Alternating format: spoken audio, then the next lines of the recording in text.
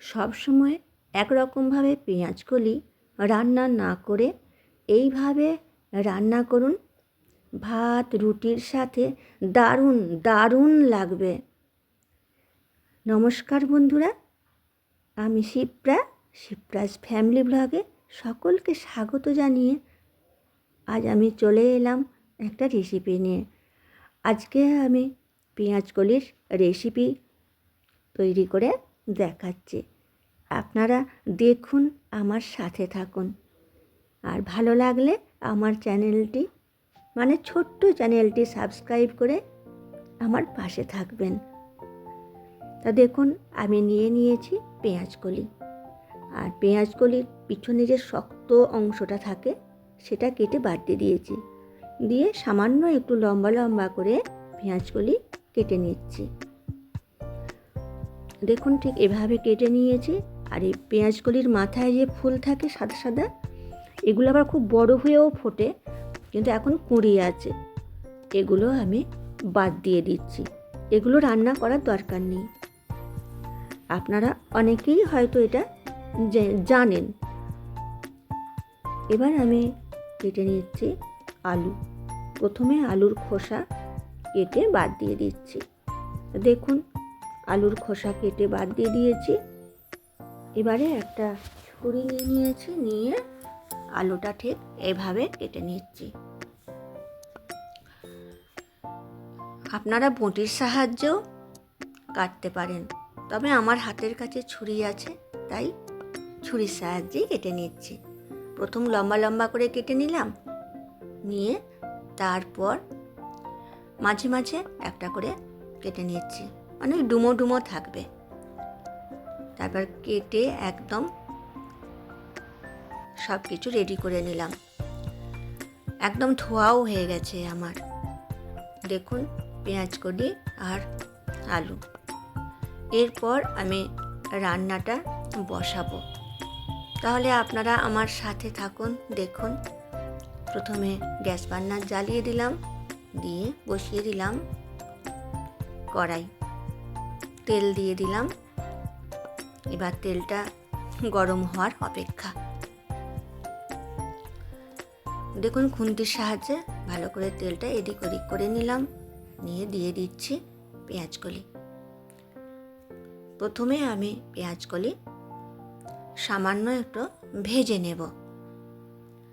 খুব বেশিক্ষণ ভাজার দরকার নেই, একটু নাড়াচাড়া করে নিচ্ছি।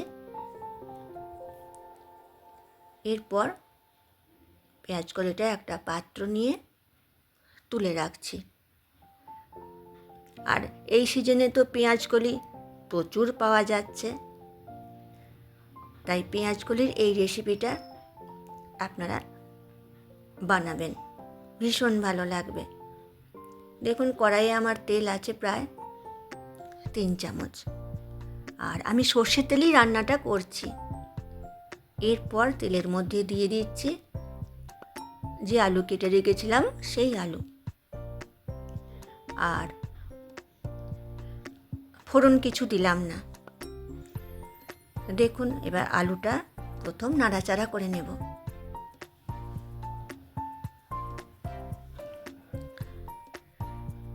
দিয়ে দিচ্ছি লবণ। সামান্য একটু জলটা টেনে গেছে, লবণ দিয়ে দিলাম। আর লবণ দিয়ে ভাজলে আলুর ভিতরে লবণ প্রবেশ করবে আর সিদ্ধও হয়ে যাবে। ওই জন্য একটা ঢাকা দিয়ে দিলাম, কারণ আমি যে রান্নাটা করব বেশি জল দেব না, সেই জন্য। আর আলুটা হচ্ছে চন্দ্রমুখী আলু, তাড়াতাড়ি সিদ্ধও হয়ে যায়। দেখুন, নাড়াচাড়া করে নিলাম। এরপর দিয়ে দিচ্ছি একটু লাল মরিচের গুঁড়ো, ওই 1/2 চামচ। কালারটা বেশ সুন্দর হবে। দেখুন, দিয়ে দিলাম। আর হলুদ ইউজ করব না। সামান্য নাড়াচাড়া করে নিচ্ছি। এরপর আমি দিয়ে দিচ্ছি ভেজে রাখা পেঁয়াজকলি। পেঁয়াজ কলিগুলো খুব ভেজে রাখবেন না, অল্প জাস্ট দিয়ে দিলাম।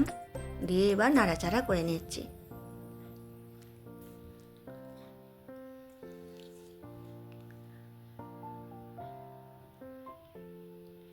এবার দিয়ে দিচ্ছি সামান্য পেঁয়াজ কুচি।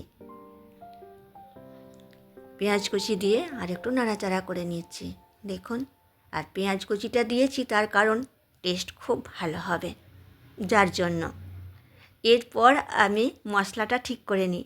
এবার বুঝতে পারবেন আমি কি করতে চলেছি। মিক্সার গ্রাইন্ডারের একটা পাত্র নিয়ে নিলাম। নিয়ে নিচ্ছি পোস্ত। আমি 4 চামচ পোস্ত দিয়ে দিলাম। দিয়ে দিচ্ছি কাঁচামরিচ। আপনারা ঝালটা আপনাদের প্রয়োজন মতো দিয়ে নেবেন।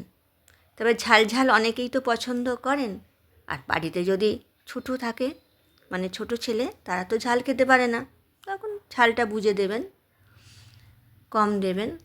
দিয়ে আমি প্রথম গুঁড়ো করে নিলাম অল্প। এতে কি হয়, তাড়াতাড়ি বাটা যায়, কিন্তু প্রথমেই যদি জল দিয়ে দিই না, বাটতে অনেক দেরি হয়। তাই প্রথমে একটু শুকনো অবস্থায় গুঁড়িয়ে নিয়ে এখন জল দিয়ে দিলাম।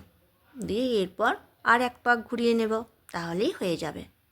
আর এদিকে এই যে দেখুন, আমি একটু ঢাকা দিয়ে দিয়েছিলাম, ঢাকা খুলে দিলাম, কারণ বাষ্পের মধ্যেই বেশ সেদ্ধ হয়ে এসেছে। এখন আমি দিয়ে দিচ্ছি আমার পোস্ত বাটা। তা আমার পোস্ত বাটা দিয়েছি, আর কি বলুন তো, এই পাত্রের মধ্যে পোস্ত অনেকটা লেগেছিল, তাই জল দিয়ে ভালো করে নাড়িয়ে নিয়ে সেই জলটা দিয়ে দিলাম। আর অলরেডি আলু, পেঁয়াজকলি এগুলো ভাপেতেই সিদ্ধ হয়েই গেছে। এবার পোস্ত দিয়ে ভালো করে নাড়াচাড়া করে নিচ্ছি। তা দেখুন, অনেকেই ঝাল বা অন্যান্য রেসিপি বানায়। আমি আজ পেঁয়াজকলি আলু পোস্ত রেসিপি আপনাদের সাথেই শেয়ার করছি। তা দেখুন, আলুটা বেশ সুন্দর সিদ্ধ হয়ে গেছে, দেখেছেন, গলে গেছে। আর পেঁয়াজকলিও সিদ্ধ হয়ে গেছে। তবে পেঁয়াজকলিগুলো খুব সিদ্ধ না করাই ভালো, তাতে টেস্ট থাকে না। তাই আমি একটু বেশ গোটা গোটা থাকবে সেরকম রেখেছি। আর পোস্তটা যে বেটেছি বেশ একটু দানা দানা থাকবে, খুব মিহি হয়ে গেলে কাদা কাদা হয়ে যায়, ভালো লাগে না। তাই একটু দানা দানা থাকলে বেশি টেস্ট হয়। তাই আমি সেভাবেই রেখেছি। দিয়ে পোস্ত দিয়ে নাড়াচাড়া করে নিলাম। আর ফোড়ন কিছু দিইনি, কারণ ফোড়ন দিলে আবার তার সেন্ট অন্যরকম হয়ে যায়, পোস্তর সেন্ট পাওয়া যায় না। তাই আমি এতে কোনো ফোড়ন, হলুদ কিচ্ছু ইউজ করিনি। আর পোস্তর বেশ সুন্দর একটা সেন্ট আসছে, এত সুন্দর সেন্ট আসছে কি বলবো। তা আপনারা একবার এভাবে বানাবেন, আমি রিকোয়েস্ট করছি, আপনাদের খুব ভালো লাগবে। তা দেখুন, আমি সার্ভ করে দেখিয়ে দিচ্ছি। এত সুন্দর সেন্ট আসছে, আমি তো খুব পাচ্ছি, আমার ভীষণ ভালো লাগছে। দেখুন কত সুন্দর হয়েছে। ভাতে তো দারুণই লাগবে, তার সাথে রুটি, পরোটা সব কিছুর সাথেই ভালো লাগবে। আর বন্ধুরা, আপনাদের কেমন লাগলো আমাকে অবশ্যই কমেন্ট করে জানাবেন। আর একটা হাইপ অপশন আছে, হাইপ, সাবস্ক্রাইব, লাইক, কমেন্ট করে পাশে থাকবেন। আজ আসি।